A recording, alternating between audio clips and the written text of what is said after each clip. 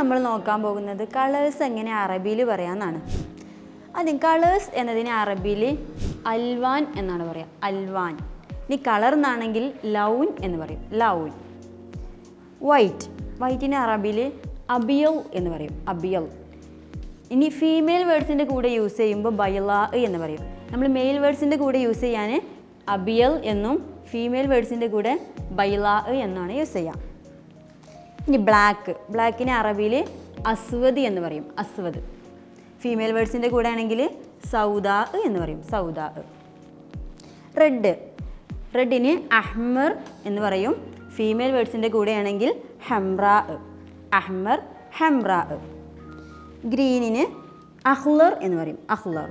Female വേർഡ്സിൻ്റെ കൂടെ ഹ്ലറ എന്ന് പറയും. ഹ്ലറ. യെല്ലോ അസ്ഫർ. ഫീമെയിൽ വേർഡ്സിൻ്റെ കൂടെ സൊഫ്ര. അസ്ഫർ, സൊഫ്ര. ബ്ലൂ ആണെങ്കിൽ അസ്റഖ് എന്ന് പറയും. അസ്റഖ്. ഫീമെയിൽ വേർഡ്സിൻ്റെ കൂടെ സർഖാ. സർഖാ എന്ന് പറയും. ഓറഞ്ചിന് ബുർത്തുഖാലിയെ എന്ന് പറയും. ബുർത്തുഖാലിയെ.